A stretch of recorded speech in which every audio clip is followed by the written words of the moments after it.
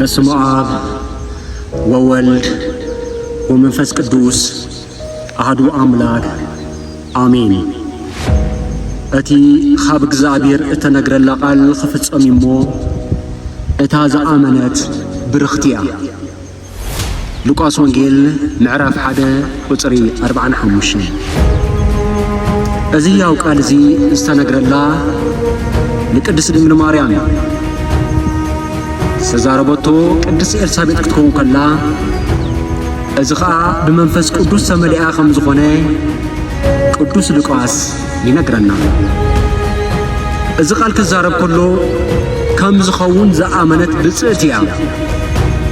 እነሆ እቲ ካብ እግዚአብሔር እተነግረላ ቃል ክፍጸም እሞ እታ ዝኣመነት ብርኽቲ እያ።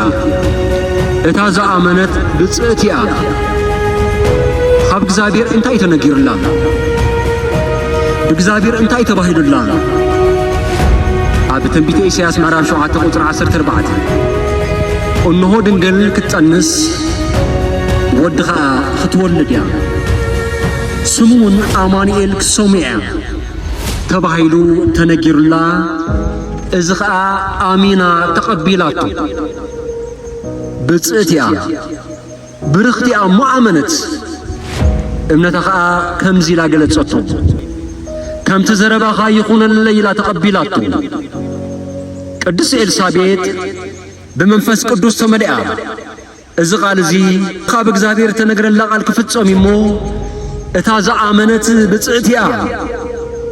ከም ዝኸውን ከም ዝፍጸም ዝተነግረልኪ ቃል እተኣምን ንስኺ ብፅዕቲ ኢኺ፣ ንስኺ ብርኽቲ ኢኺ ኢላታ። ናይ ቅድስት ድንግል ማርያም ብፅዕና ኤልሳቤጥ ብመንፈስ ቅዱስ ተረዲኣ ኣዶ ጐይታይ ናባይ ክትመጽኸ እዚ ኻበይ ኾነለይ በለታ። ኤልሳቤጥ ጐይታ ከም ጸነሰት ኣብ መጀመርታ ኣዋርሕ እኳ እንተኾነ ጐይታይ ኢላቶ። ዝተፈተኹም ናይ ክርስቶስ ቤተሰብ ሕጂ ኣብዚ እንመሃሮ ዘለና ካብ ቅድስቲ ኤልሳቤጥ ጥራሕ ዘይኮነስ ካብ መንፈስ ቅዱስ። ምኽንያቱ ንኤልሳቤጥ ድማ መንፈስ ቅዱስ መልአ፣ መንፈስ ቅዱስ ይመልእዋ። ካብ መንፈስ ቅዱስ እንታይ ንመሃር? መንፈስ ቅዱስ ንቅድስት ድንግል ማርያም እንታይ ኢልዋ? ብኤልሳቤጥ መንፈስ ቅዱስ ተናገረላ ብምዃኑ ቅድስት ድንግል ማርያም ብፅዕቲ፣ ቅድስት ድንግል ማርያም ብርኽቲ፣ ቅድስት ማርያም ኣማኒት ምዃና መንፈስ ቅዱስ ነጊሩና እዩ። ምኽንያቱ ክእመን ዘይኽእል ብመንፈስ ቅዱስ ጠኒስካ ብመንፈስ ቅዱስ ምውላድ ክእመን ዘይኽእል ከቢድ ቃል እዩ። ብድንግልና ጠኒስካ ብድንግልና ምውላድ እዚ ኸዓ መንፈስ ቅዱስ ክወርደኪ ሓይሊ ልዑል እውን ከጽልለልኪ እዩ። ስለዚ ኸዓ እቲ ዝውለድ ቅዱስ ወዲ ኣምላክ ክበሃል እዩ። እዚ ተባህለ ቃል ስራሕ መንፈስ ቅዱስ ምዃኑ ይነግረና። እትወልዶ ብመንፈስ ቅዱስ ምዃኑ ዘረጋግጽ ቃል ሓቂ እዩ። ንሳ ግን ብፅዕት እያ ስለ ዝኣመነት። ስለዚ ቅድስት ድንግል ማርያም ብፅዕቲ፣ ቅድስት ድንግል ማርያም ኣማኒት ብምዃና ካብኣ እምነት ንምሃር። ንጐይታና ንመድሓኒና ንኢየሱስ ክርስቶስ ክንኣምን ከለና ኸዓ ብፁዓን ንበሃል። እቶም ዝኣምኑ ብፁዓን እዮም ዝብል ድማ ጽሑፍ ስለ ዘሎ ብፁዓን ንበሃል። ኣዶ ጐይታ እያ ንዓይ፣ ንዓኺ፣ ንዓኻ። ቅድስት ድንግል ማርያም ኣዶ ጐይታይ ክንብላ ይግባእ። ኣዶ ጐይታ ኣይኮነን ክንብል ዘለና፣ እዚ ርሕቕ እዩ፣ ንርሑቕ መግለጺ እዩ። ኣዶ ጐይታይ እዚ ኸዓ መንፈስ ቅዱስ ንኤልሳቤጥ ዘዛረባ ኣዶ ጐይታይ ናባይ ክትመጺ እዚ ኻበይ ኾነለይ። ቃላት ኤልሳቤጥ ዝገርም ትሕትና ይገልጽ። ጸጋ ኣምላኽ እምበር ብምኽዓታ ከም ዘይኮነ ዝኣመነት ቅድስት እያ ቅድስት ኤልሳቤጥ። ቅድስት ድንግል ማርያም ናብ ነፍሲ ወከፍ ሕይወትና ክትመጽእ ተደሊና ብእምነት ኣዶ ጐይታይ ክንብል ግቡእ እዩ። ስለዚ ካብ ኣምላኽ ብተወልደ ኩሉ ብፅዕቲ ዘይብል የለን። እዚ ሰምዐት ቅድስት ድንግል ማርያም ከዓ መንፈሰይ ከዓ ብኣምላኽ እቲ መድሓኒየይ ባህ ይብሎ።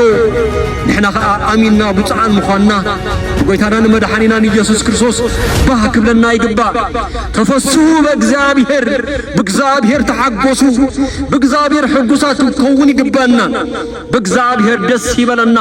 ከምቲ ሐዋርያ ቅዱስ ጳውሎስ እውን بقويت كل ساعة تحقسو دقيمة تحقسو بلا اللخو بقويت زي حقوس أماني كونن أماني كونا يكنني بقويت حقوس خنا سبقنا نسو ناي حقي أماني سلزي بس إننا قدس من مريم كم منفذ قدس سمعنا لنا أمانيت أمن كل مخانا كاب إلسابيت كاب الراقاتنا كاب እግዚአብሔር ተነግረላ ትንቢት ፍጻሜ ከምዝረክብ ዘአመነት ድንግል ማርያም ብጽዕትያ ካሊንታ ያለው ካብዝን ላዕሊ ካሊንታ ያለው ካብዝ ዝበለጸ እምነት ናይ እግዚአብሔር ቃል ክፍጸም ከምእማን ዝገርም ብጽናይ ቅድስት ድንግል ማርያም በወዳእ ትሕጎስ ባህ ዝብላን ሕጉስ ምኻና ተዛሪባትናል ካብ ቅድስት ድንግል ማርያም ተማሂርና ብጎይታ ስለምንታይ ዘይንሕጎስ حسيت زين قبر حسيت مالت سفري وشتاو دستا بقويتا دس يبلن